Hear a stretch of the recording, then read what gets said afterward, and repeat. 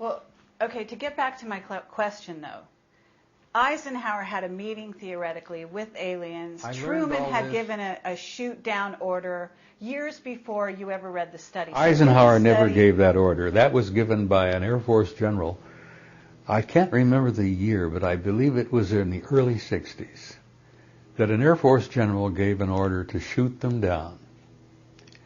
That order was revoked within 90 days because something like 30 aircraft. Because when we started shooting at them, they had a unique way of eliminating all of the electrical systems in our aircraft.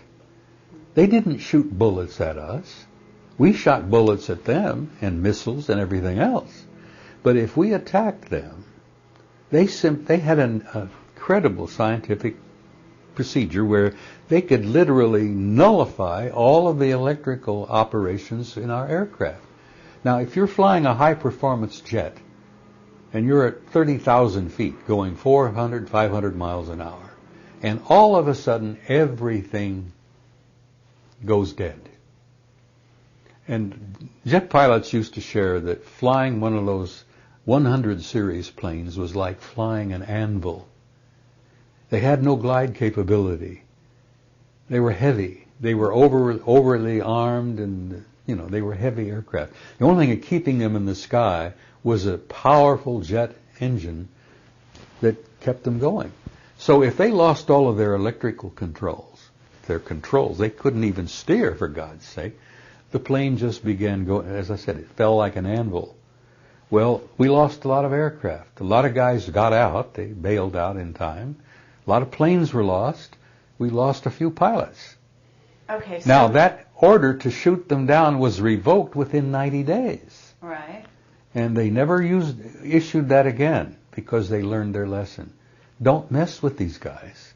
Okay, but you're telling me that you read a report in which the military states that their technology is not up to par, so that they can't compete with people that are flying over, invading their airspace, et cetera, et cetera. They don't know, I'm assuming they didn't know what their MO was. They didn't know what they were there to do, right? Let me tell you briefly what the conclusions of this 3-year study was. They concluded that apparently there was not a threat involved because the repeated demonstrations of technology were so beyond anything we could do or match that if they were angry at us or they're hostile, it'd be over.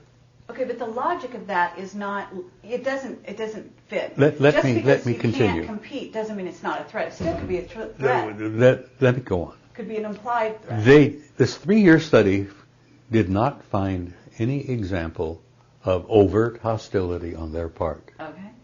They were not shooting our planes down. Mm-hmm. We would shoot at them, but they were, poo-poo. It's like throwing little pebbles at somebody, you see? Uh-huh.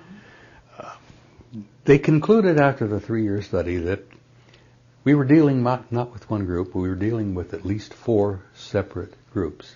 Mm-hmm. Photographs of crashes, retrievals, landings, and contacts, where they had landed and contacted people, indicated that they were humanoid, all of the 4 different groups. Out of the 4 different groups, all humanoid, one group was so human-looking, they just like us.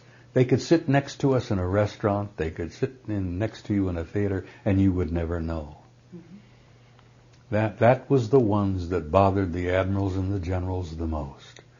That these guys could be walking up and down the corridors of SHAPE headquarters, or the Pentagon, or the White House. Were they? I have always suspected that, yes, they have been. Okay, have you met any? I've met a couple who I am convinced were from somewhere else, yes. Okay. But that's another story, and we'd be here till midnight if I got into that. Let me finish with what I was telling you about the SHAPE study. Uh-huh. The assessment concluded we were dealing with incredibly advanced technology. We were dealing with 4 different groups, all humanoid, but one group looked totally human. We concluded in this study that they were from somewhere else, another planet, another star system, perhaps another galaxy. Mm-hmm. We concluded that they did not They were not malevolent or hostile, overtly. Mm-hmm. They certainly were able to defend themselves. Mm-hmm. But they did not have an agenda, an aggressive agenda that was hostile, because they had not smashed and torn and broken and destroyed our military. And this is prior to the abduction scenario that has since come to the fore. Oh yeah, this was an initial study in '64, based on 3 years of research by the military. Now, who did the study? The military. But who in the military? I'm assuming you weren't part of this. No, I wasn't. I was working in the war room at Shock. I mean, was it the study was underway. Germans? Was it the study was underway when I arrived. Mm-hmm. It was made up of NATO members. Okay. There were Germans involved. There were French involved. There were Italians involved. Scientists? Americans. They went to some universities and got some of the top people. They got historians, Oxford, Cambridge. They got physicists from several of the top universities in Europe. Mm-hmm. It was a thorough study. Was it signed by in other words, did they sign off on the study? Do you have names? The individuals who contributed to it, the bits and pieces, would put initials to, what their particular part to it. That you would have anthropologists, historians, geologists. Okay, but do you know their names? I don't know if you're going to tell me. No, I know the names of the guys that I was with at SHAPE headquarters who read the damn thing and signed off on it, yes. Okay, but what about the ones that no, worked on the individuals, I never kept those names because, as I said, this was classified. If I had ever been caught with a piece of paper from this study, I could have gone to jail. But someone you were working with gave you this to read. No, I'll tell you how that happened. One morning, 1 or 2 in the morning, we were on these long shifts. I'm bored to death. The coffee was so black you couldn't drink it. The phones are not ringing. The telegraphs were not going off. It was boring as hell. It happens a lot. The old story is military life is 99% boredom and 1% total disaster, total terror. But we were going through a 99% boredom, And I'm sitting there nodding off and read old newspapers, magazines, and all. The controller on duty at the time was an Air Force bird colonel, what we called an 06. All controllers were 6 level. And I ran their duty roster.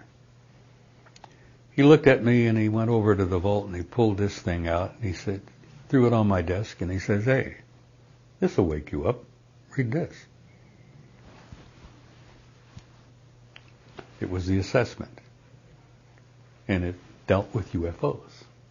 Okay. And it concluded that there were extraterrestrials coming here, had been coming a very long time, sometimes estimates of 1,000 years, 2,000 years.